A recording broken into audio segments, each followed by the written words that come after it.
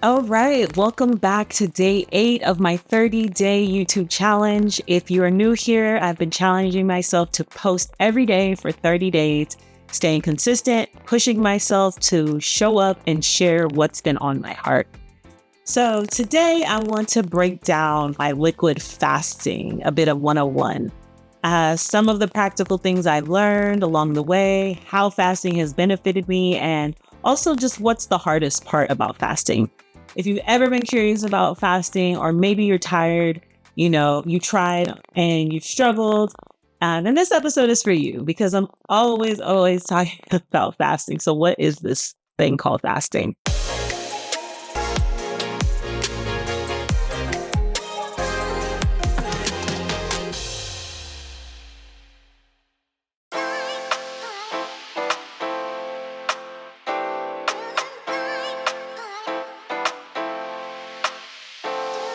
So first things first, what exactly is liquid fasting for me? Most of the time you'll hear me say alkaline liquid fasting. And so for me, that means consuming only liquid, fresh fruits or fresh fruit juices, smoothies, herbal teas, and soups. But the key for me is the alkaline ingredients. So if you've ever been familiar with Dr. Sebi, you could look that up. I think I've interviewed of him, not him, but his some of his family members. So deep dive into what Dr. Sebi is, but alkaline is simply, immune boosting foods. And so when I'm fasting, I'm usually consuming those types of foods. And it's just a great reset, whether it's the top of the year, it resets my mind, my body, and my spirit as a whole. So what are some practical tips to get started? If you're thinking about starting a fast, a liquid fast, like me, here are some practical tips that have helped me. And first and foremost, most important is plan ahead. If you are already you already have your liquids, whether they're fresh juices, smoothies, or herbal teas, knowing what you're going to drink and knowing what you have prepared will definitely help those cravings. Because if you're feeling giving up, you have that juice on hand, you have those ingredients for your smoothie. So plan ahead, just take a week at a time. Write down what juices you want to drink in the morning, what smoothie maybe you want for lunch, what soup you might want to eat for dinner, and just have those ingredients ready to go. Go to the store and just get those specific things. I'll also add to that when planning ahead is cleaning out your cupboards. If there are things in your kitchen that will tempt you, throw it away. I don't really have that luxury because I have kids, I have a husband, and so I kind of have to fight through that mentally. But if you are, single or, you don't have a house with anybody, really or tell your family that this is what you're doing for X amount of days and just clear out the cabinets, clear out the fridge, and just start with a nice clean slate. The next thing that I would do is invest in some good jars or bottles. It sounds simple, but having a clean, nice looking jar makes a big difference. I love drinking from cute little glasses, maybe glass straws. It just makes me feel better. It makes me feel like I went to a little, smoothie juice bar, and it just makes me feel like I'm doing something, but you should have designated jars. If you're traveling, if you have to leave somewhere, if you're pre-juicing, having clean, cute, simple jars makes everything better for me. Let's see, what else? Keep your smoothie satisfied. I drink smoothies midday, and when I need something a bit more filling, I'll use my burro bananas, I'll use my dates, some hemp seeds, some cinnamon. And it sounds crazy, but to me, it feels like a real meal. It's satisfying. If I'm listening to my body, I am actually full. I'm getting all my nutrients in those smoothies. So make sure that, your smoothies are satisfying. I have tons of recipes. If that's something that you guys want, I can share, but definitely keep them satisfying. This is not meant to starve you at any ways. And in no point in time am I ever starving while I'm fasting. I think also the most important thing is to stay hydrated, because sometimes hunger is just we get that confused with just being dehydrated. And when I just consume a lot of water in between juices, that really helps me flush out all my toxins in my body.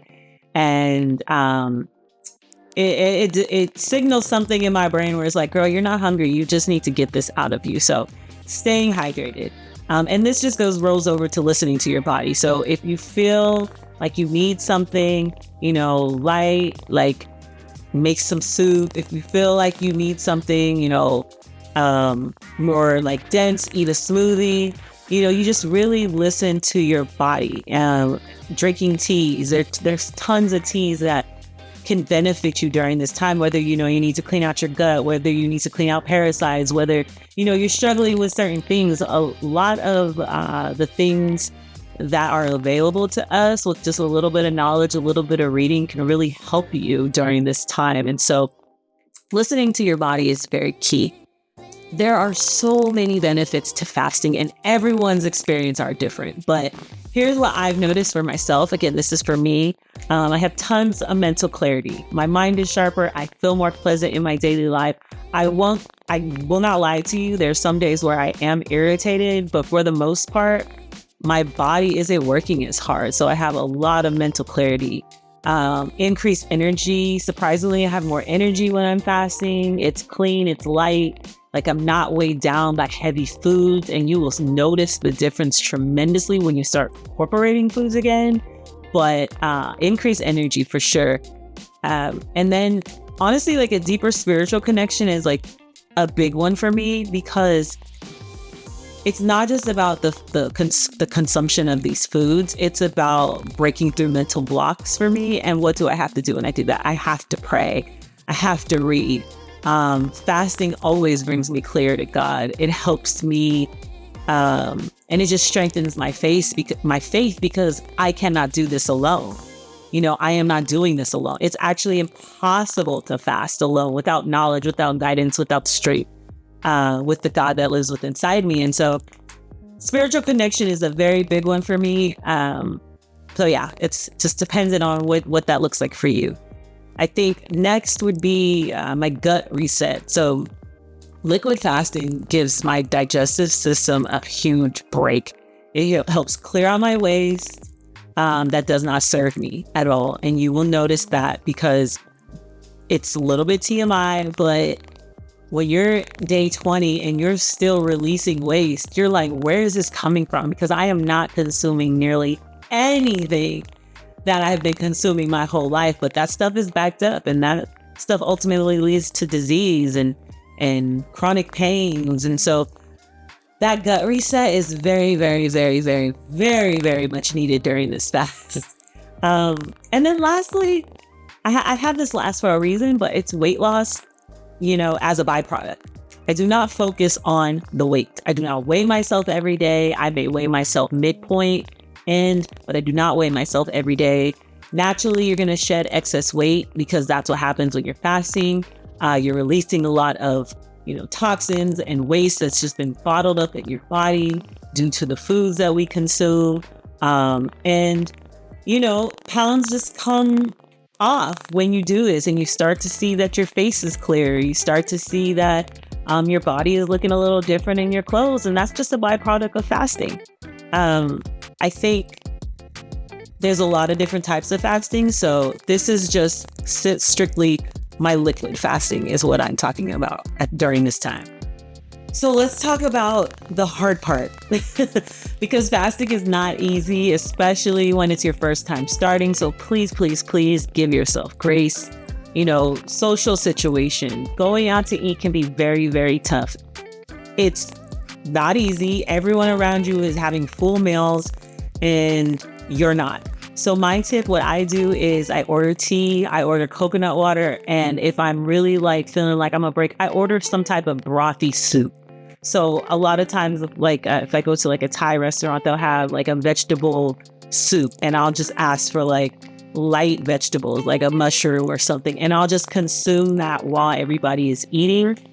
Let's see, cravings and mental battles. The first few days, I'll even give weeks, is the hardest. Your mind is trying to convince you that you need solid foods, that you need it. And honestly, you don't, but that's the hard part, right? You don't need it. You can drink more liquids. You can push through it. You can get all your nutrients in a smoothie, in a juice. But hey, that's part of this hard part. I think lastly, it's slowing down. I have to move slower when I fast. and that's okay. But it's also very hard to do that when you're trained to just move at lightning speed all the time.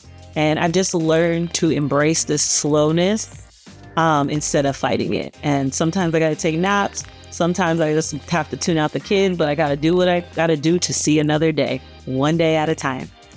So fasting is just one of those things that are very, very powerful. I've reset my mind, my body during my fast, and the tips, I hope these tips help you. There's an amazing book called Fast, Feast, and Repeat, and it really breaks down the science of just fasting in general. Like I said, there's so many different types of fast. So you definitely have to do what's right for you. Consult with your doctor. I am not a doctor. This is all just for, informational purposes. But if you're thinking about getting into fasting, I highly recommend that book. And again, if you like this content, please subscribe, support me, and I will see you for day 9.